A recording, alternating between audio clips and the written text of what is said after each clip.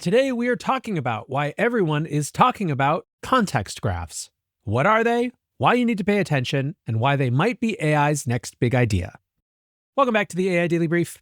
You could feel basically everyone in the business world right now shaking off the slumber and restfulness of the holidays and starting to get back to work. And I anticipate that it will be almost no time before we start getting big announcements in AI land again.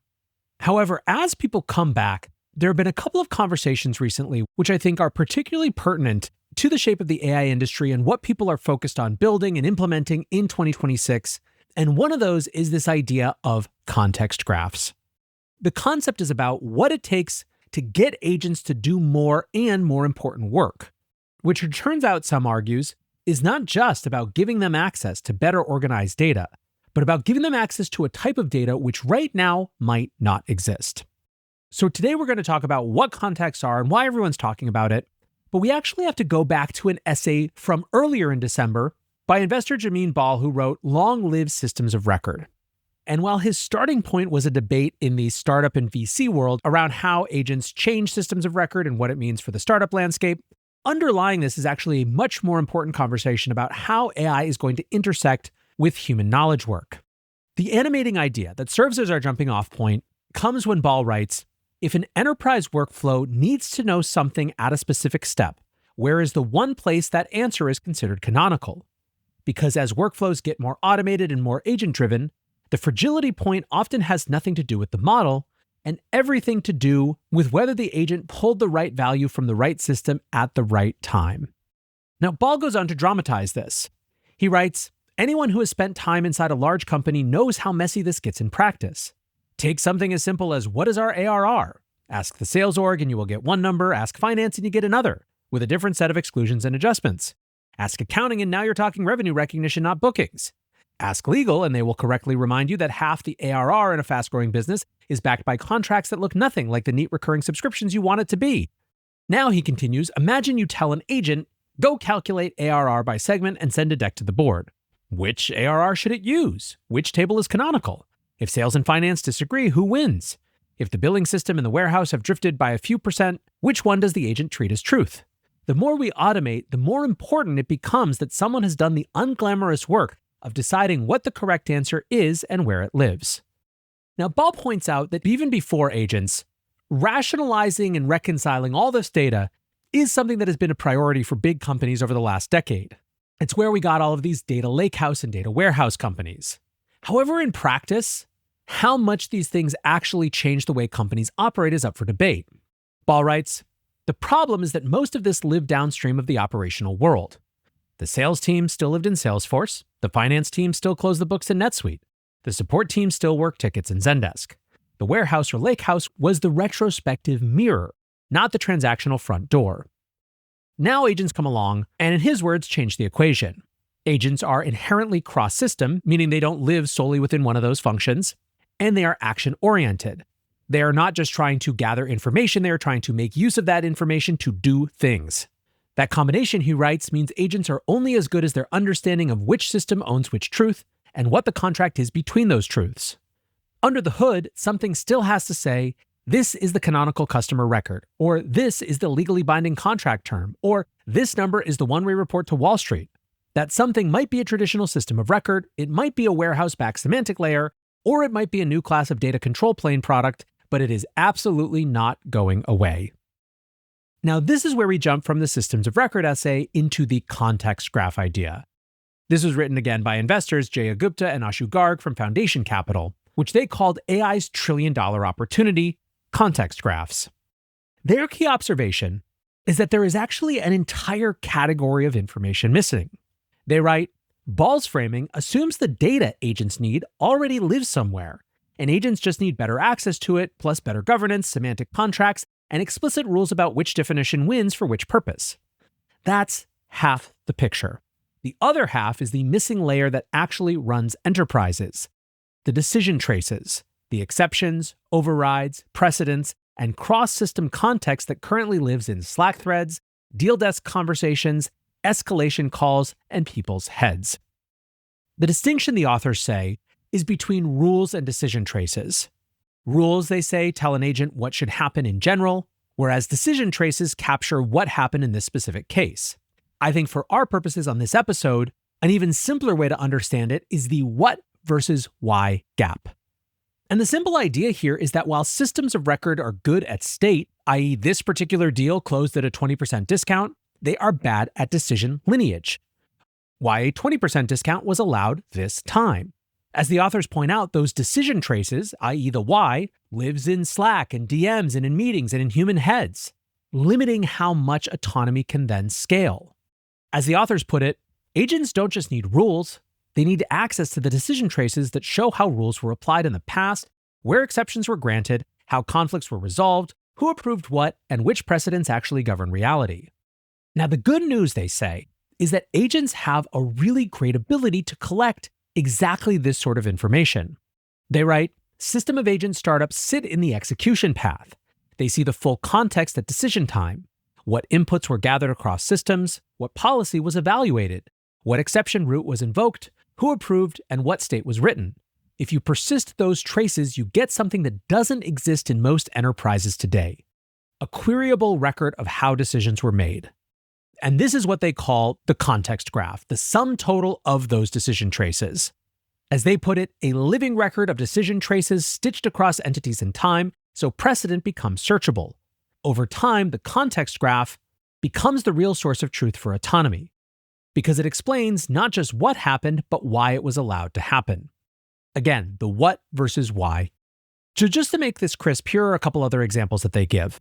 One category is exception logic that lives in people's heads. For example, we always give healthcare companies an extra 10% because their procurement cycles are brutal. That's not in the CRM, they point out. It's tribal knowledge passed down through onboarding and side conversations. Another category is precedent from past decisions. We structured a similar deal for company X last quarter, we should be consistent. Again, this is the common knowledge of the organization that lives in conversations, not queryable databases. Another obvious but important one is cross-system synthesis, where a person, a human, looks across data in Salesforce, open escalations in Zendesk, reads a Slack thread where someone flagged churn risk, and ultimately synthesized all of that in their head, decided to escalate, leaving a record that only says escalated to tier 3. The final category of examples they give are approval chains that happen outside of structured systems. And this happens all the time. Your boss happens to be walking by, and you ask them if you can add an additional 5% to the discount. They give a thumbs up and keep walking. The record is only going to show the final price, not who approved the deviation or why. The context graph is the sum total of all those decision traces if and as they get captured. So what would it look like to actually have this context graph available and play out in real life? Here's the example they give. A renewal agent proposes a 20% discount. Policy caps renewals at 10% unless a service impact exemption is approved. The agent pulls 3 SEV1 incidents from PagerDuty, an open cancel unless fixed escalation in Zendesk, and the prior renewal thread where a VP approved a similar exemption last quarter. It routes the exception to finance approves. The CRM ends up with one fact, 20% discount. The context graph, however, has all of that information about why. It contains all of those decision traces. And once you have the decision records they write, the why becomes first-class data. Over time, these records naturally form a context graph. The entities the business already cares about, counts, renewals, tickets, incidents, policies, approvers, and agent runs, connected by decision events, the moments that matter, and why links. Companies can now audit and debug autonomy and turn exceptions into precedent instead of relearning the same edge cases in Slack every quarter. The feedback loop, they conclude, is what makes this compound.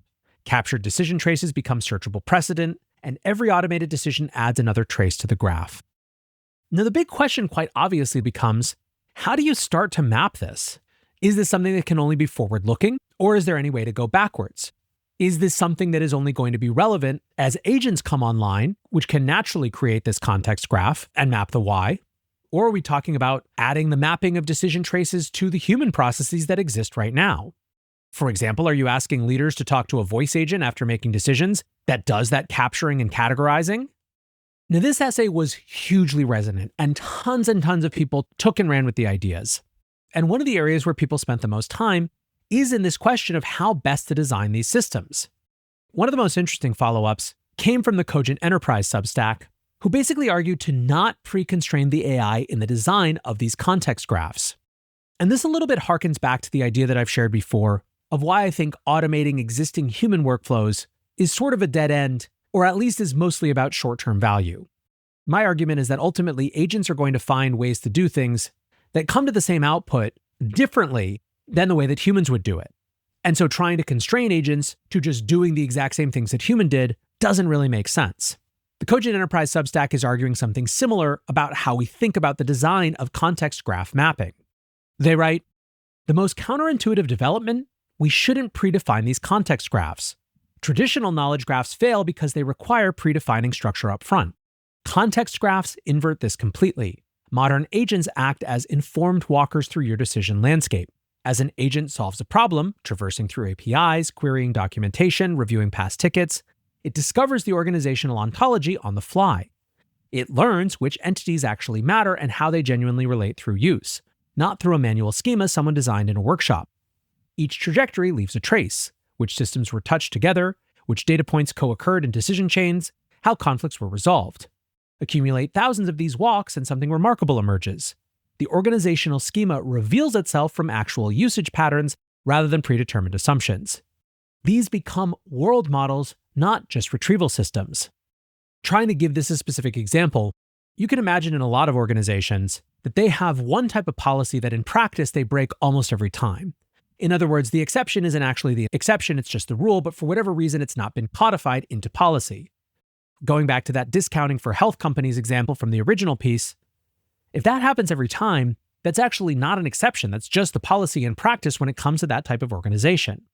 And what Cogent Enterprise is arguing is that if you allow the agents to figure out this organizational schema from the actual real-life experience, they're going to be able to show those policy in practice areas, rather than be constrained by the pre-assumptions of policy that people would have programmed into them.